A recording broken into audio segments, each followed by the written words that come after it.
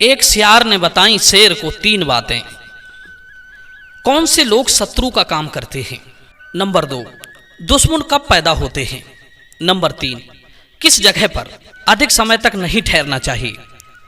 दोस्तों, इस वीडियो में दी जाने वाली जानकारी आपके जीवन में बहुत काम आने वाली है।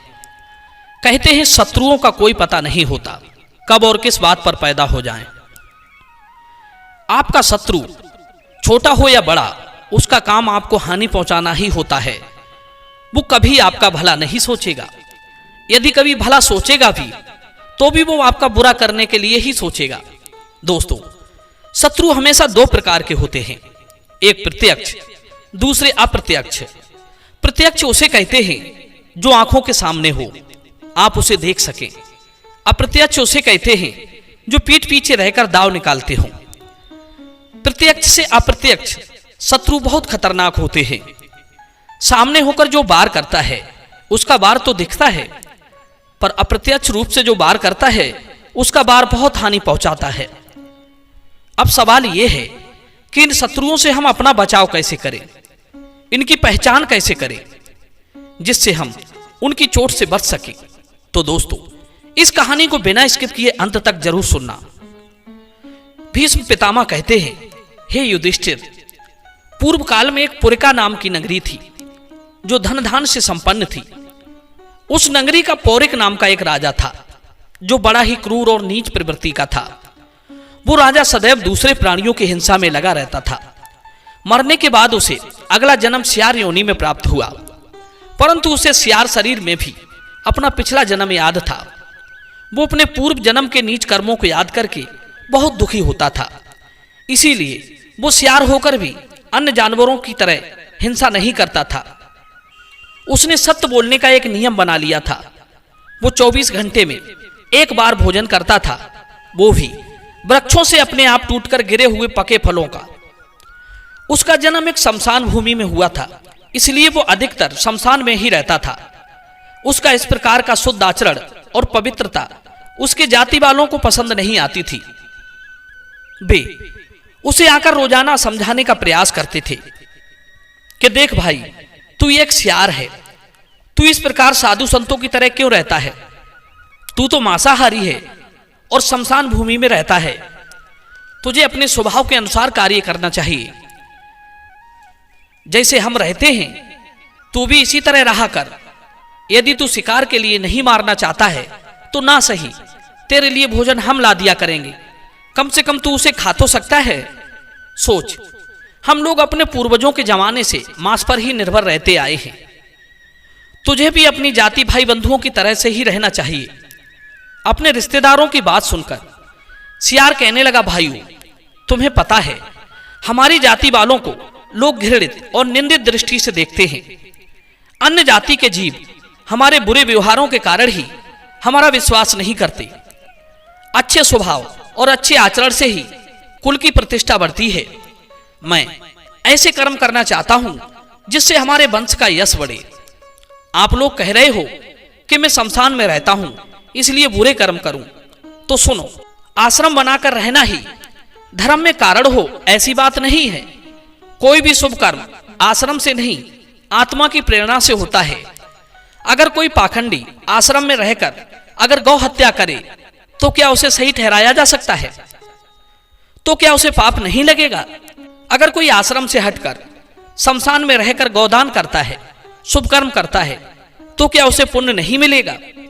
हे भाइयों, तुम लोगों की जीविका पाप और असंतोष से भरी हुई है। हमने अपनी वृत्ति को निंदनीय और दूषित बना लिया है।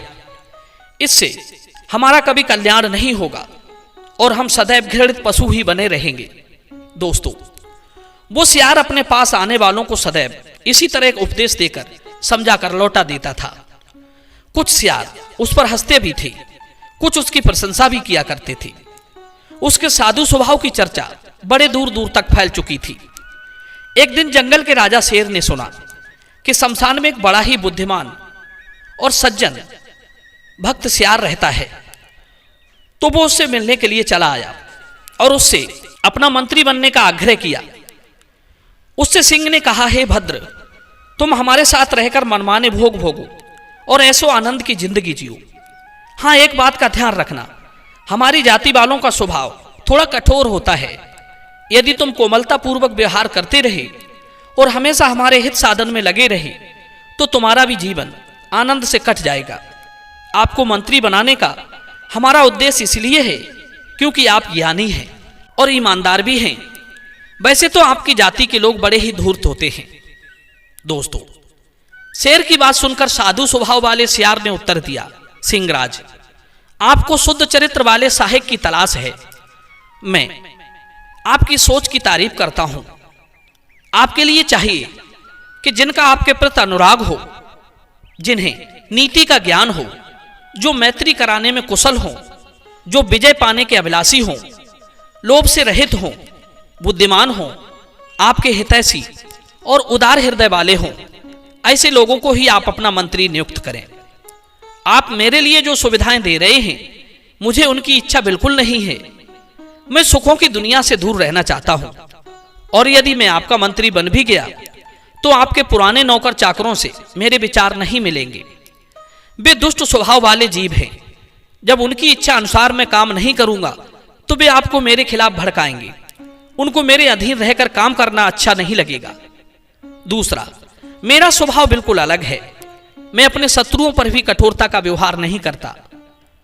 दूसरी बात, राजा के पास रहने से सदा भय ही भय रहता है। कई बार निर्दोष और ईमानदार सेवक दुष्ट कर्मचारियों के द्वारा लगाए गए कलंक से राजा द्वारा मरवा दिए जाते हैं। हे सिंहराज, यदि आपको फिर भी मुझे ही मंत्री बनाना है तो मेरी एक शर्त है। मेरे मित्रगणों का आप सदा सम्मान करेंगे, उनकी हितभरी बातें सुनेंगे। मैं आपके दूसरे मंत्रियों के साथ कभी परामर्श नहीं करूंगा और भोजन में कभी मांस भक्षण नहीं करूंगा। एकांत में सिर्फ आपके साथ अकेला ही मिलूंगा और आपके हित की बातें बताऊंगा। मुझसे सलाह करने के बाद यदि आपके पुराने मंत्रियों की भूल भी साबित हो जाए तो भी आप उन्हें प्राण दंड नहीं देंगे। कभी क्रोध में आकर मुझ पर हमला नहीं करेंगे। सियार की सारी शर्तों को शेर ने मान लिया और उसे अपना मंत्री बना लिया। अब तो सियार का खूब आदर सत्कार हुआ। प्रत्येक कार्य में सियार की खूब प्रशंसा होने लगी। हर एक कार्य शेर सियार से पूछकर ही करता था। सियार की अत्यधिक इज्जत होती देख शेर के पहले वाले सेवक दिन रात जलने लगे। उस साधु सियार से वे रात दिन द्वेष करने लगे। सियार के आदेश अनुसार उन्हें चलना पड़ता था, इसलिए कभी भी मनमानी नहीं कर पाते थे। यह बात उन्हें और भी ज्यादा अखरती थी। वे सियार को रास्ते से हटाने की योजना बनाने लगे। वे सारे मिलकर झुंड बांधकर सियार के पास आते और अपनी मित्रता जताते हुए उसे भी बुरे कामों में लिप्त होने के लिए प्रेरित करते। दोस्तों, सियार के आने से पहले उनका रहन सहन कुछ और ही था। दूसरों की वस्तु छीनकर स्वयं उसका उपभोग करते थे, किंतु अब उनकी दाल नहीं गलती थी। वे विवश थे उस सियार के कारण, क्योंकि सियार ने बड़े ही कठोर नियम बना रखे थे, कई तरह की पाबंदियां लगा रखी थी। वे सब चाहते थे कि सियार भी डिग जाए, इसलिए तरह तरह की बातों में उसे फुसलाते और बहुत सा धन देने का लोभ दिखाते थे। दोस्तों, मगर सियार बड़ा बुद्धिमान था। वो उनके चकमे में नहीं आया। उसने धैर्य नहीं छोड़ा।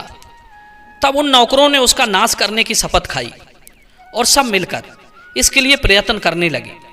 एक दिन उन्होंने शेर के खाने के लिए जो मांस तैयार करके रखा था उसे उसके स्थान से चुरा लिया और सियार की मांद में ले जाकर रख दिया। सियार ने मंत्री पद पर आते समय शेर से पहले ही ठहरा लिया था कि राजन, यदि तुम मुझसे मित्रता चाहते हो तो किसी के बहकावे में आकर मेरा विनाश मत करना। मित्रों, उधर शेर को जब भूख लगी और वो भोजन के लिए उठा तो उसके खाने के लिए रखा हुआ मांस नहीं दिखाई दिया। शेर ने चोर का पता लगाने के लिए अपने नौकरों को आज्ञा दी। तब जिनकी ये करतूत थी उन्हीं लोगों ने शेर से उस मांस के बारे में बताया कि महाराज, अपने को बड़ा बुद्धिमान और पंडित मानने वाले सियार महोदय ने ही आपके मांस का अपहरण किया है। सियार की यह चपलता सुनकर शेर गुस्से से भर गया और उसको मार डालने का विचार करने लगा। उस समय सियार के प्रतिकूल कुछ कहने का मौका देखकर पहले के मंत्री लोग शेर से कहने लगे, राजन, वो तो बातों में ही धर्मात्मा बना हुआ है, परंतु स्वभाव का बड़ा कुटिल है, भीतर का पापी है, ऊपर से धर्म का ढोंग बनाए हुए है। उसका सारा आचार विचार दिखावे के लिए है। मित्रों, यह कहकर वे क्षण भर में ही उस मांस को सियार की मांस से उठा लाए और शेर के आगे रख दिया। शेर ने उनकी बातें सुनी। जब निश्चय हो गया कि सियार ही मांस ले गया था, तो उसने उसको मार डालने की आज्ञा दे दी। दोस्तों, शेर की यह बात जब उसकी माता को मालूम हुई, तो वो हितकारी वचनों से उसे समझाने लगी और कहने लगी, बेटा, जल्दबाजी में कोई निर्णय नहीं लेना चाहिए। हमें इसमें कुछ कपटपूर्ण षड्यंत्र मालूम पड़ता है। तुम्हें इतनी जल्दी इस बात पर विश्वास नहीं करना चाहिए। कहते हैं, काम में लाग डांट हो जाने से जिनके मन में पाप होता है, वे निर्दोष को ही दोषी बनाते हैं। किसी को अपने से ऊंची अवस्था में देखकर अक्सर लोगों को ईर्ष्या हो जाया करती है। वे उसकी उन्नति नहीं सह सकते। कोई कितना ही शुद्ध क्यों ना हो, उस पर भी दोष लगा ही देते हैं। लोभी, शुद्ध स्वभाव वाले व्यक्तियों से और आलसी तपस्वियों से दोष करते हैं। इसी तरह मूर्ख लोग पंडितों से और दरिद्र लोग धनियों से दोष करते हैं। पापी लोग धर्मात्माओं से और कुरूप रूपवानों से दोष करते हैं। विद्वानों में भी कितने ही ऐसे अविवेकी, लोभी और कपटी होते हैं, जो बृहस्पति के समान बुद्धि रखने वाले निर्दोष व्यक्तियों में भी दोष निकाला करते हैं। एक और तो जब घर में सुनसान था, उस समय तुम्हारे मांस की चोरी हुई। दूसरी बात, सियार कभी मांस का भोजन नहीं करता है। अब इन दोनों बातों पर आपको अच्छी तरह विचार कर लेना चाहिए। संसार में बहुत से असभ्य प्राणी सभ्य की तरह दिखते हैं और बहुत से सभ्य प्राणी असभ्य की तरह देखे जाते हैं। इसलिए उनकी भली भांति परीक्षा कर लेना चाहिए। आकाश औंधी कड़ाई के समान दिखाई देता है और जुगनू अग्नि के समान दिखाई देता है, किंतु ना तो आकाश में कड़ाई है और ना जुगनू में आग। इसलिए सामने दिखाई देती हुई वस्तु की भी जांच करनी चाहिए। जो जांचने बूझने के बाद किसी विषय में अपना विचार प्रकट करता है, उसे कभी पछताना नहीं पड़ता है। राजा के लिए किसी को मरवा डालना कोई बड़ा काम नहीं है, मगर इससे उसकी बड़ाई कभी नहीं होती। शक्तिशाली पुरुषों में यदि क्षमा हो, तभी उनकी प्रशंसा होती है, उसी से उनका यश बढ़ता है। शेरनी बोली, बेटा, सोचो तो, तुमने स्वयं ही सियार को मंत्री के आसन पर बैठाया है और तुम्हारे सामंतों में भी इसकी खूब ख्याति बढ़ गई है। ऐसा सुपात्र मंत्री बड़ी मुश्किल से मिलता है। ये तुम्हारा बड़ा हितैषी है, इसलिए तुम्हें इसकी रक्षा करनी चाहिए। जो दूसरों के मिथ्या कलंक लगाने पर निर्दोष को भी अपराधी मानकर दंड देता है, वो राजा दुष्ट मंत्रियों के साथ रहने के कारण शीघ्र ही मौत के मुंह में चला जाता है। दोस्तों, शेर की माता इस प्रकार उपदेश ही दे रही थी। उसी समय शत्रुओं के झुंड से एक धर्मात्मा जानवर उठकर आया और शेर को सारी बात बताई। उसने जिस प्रकार यह कपट लीला रची गई थी, उसका सारा भंडा फोड़ कर दिया। इससे शेर को सियार की सच्चाई का पता चल गया। अब तो शेर को अपने किए पर पश्चाताप होने लगा। उसने मंत्री सियार का बहुत सत्कार किया और अत्यंत स्नेह के साथ उसे बार बार गले से लगाया। सियार नीति शास्त्र का जानने वाला था। उसने शेर की आज्ञा लेकर उपवास करके प्राण त्याग देने का विचार किया। शेर ने उसे ऐसा करने से रोका और उसका भली भांति आदर सत्कार किया। उस समय स्नेह के कारण उसका चित्त विकल हो रहा था। मालिक की यह अवस्था देखकर सियार का भी गला भर आया और वो उसे प्रणाम करके गदगद कंठ से बोला, राजन, पहले तो आपने मुझे सम्मान दिया और पीछे अपमानित कर दिया, शत्रु की स्थिति में पहुंचा दिया। अब मैं आपके पास रहने के योग्य नहीं हूं। जो अपने पद से हटाए गए हों, सम्मानित स्थान से नीचे गिरा दिए गए हों, जिनका सर्वस्व छीन लिया गया हो, जो दुर्बल हों, लोभी, क्रोधी और डरपोक हों, जिन्हें धोखे में डाला गया हो, जिनका धन लुट गया हो, जिन्हें कलेश दिया गया हो, ऐसे सेवक शत्रुओं का काम सिद्ध करते हैं। आपने परीक्षा लेकर योग्य समझकर मुझे मंत्री के आसन पर बैठाया था और फिर अपनी की हुई प्रतिज्ञा को तोड़कर मेरा अपमान किया है। ऐसी दशा में अब आपका मुझ पर विश्वास नहीं रहेगा और मैं भी आप पर विश्वास न होने से उद्वेग में पड़ा रहूंगा। आप मुझ पर संदेह करेंगे और मैं सदा आपसे डरता रहूंगा। इधर दूसरों के दोष ढूंढने वाले, इनका मुझ में तनिक भी स्नेह नहीं है। इन्हें संतुष्ट रखना भी मेरे लिए बहुत कठिन काम है। प्रेम का बंधन जब एक बार टूट जाता है तो उसका जुड़ना मुश्किल हो जाता है, और जो जुड़ा हुआ होता है वो बड़ी कठिनाई से टूटता है। किंतु जो बारंबार टूटता और जुड़ता रहता है उसमें प्रेम नहीं रहता। राजाओं का चित्त चंचल होता है, उनके लिए सुयोग्य व्यक्ति को पहचानना बहुत कठिन है। सैकड़ों में कोई एक ही ऐसा मिलता है जो सब तरह से समर्थ हो और किसी पर भी संदेह ना करता हो।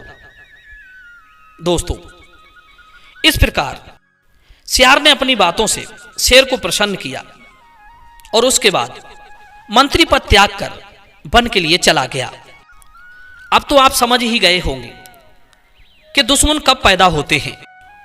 जिस सज्जन व्यक्ति के कारण दुष्टों को मनमानी आचरण ना करने को मिल पाए तो वे सज्जन के साथ शत्रु का काम करने लगते हैं। वे उस समय उसके अप्रत्यक्ष शत्रु के रूप में पैदा हो जाते हैं। कौन से लोग शत्रु का काम करते हैं? जो अपने पद से हटाए गए हों, सम्मानित स्थान से नीचे गिरा दिए गए हों, जिनका सर्वस्व छीन लिया गया हो, डरपोक हों, जिनके साथ धोखा किया गया हो, जिनका धन लूटा गया हो, जिन्हें दुख दिया गया हो, ऐसे सेवक शत्रुओं का काम सिद्ध करते हैं। दोस्तों, ये कहानी कैसी लगी कमेंट सेक्शन में अपनी राय जरूर देना। मिलते हैं अगली वीडियो में एक नई चर्चा के साथ। आप सभी का बहुत बहुत धन्यवाद। जय श्री कृष्ण, जय श्री राम।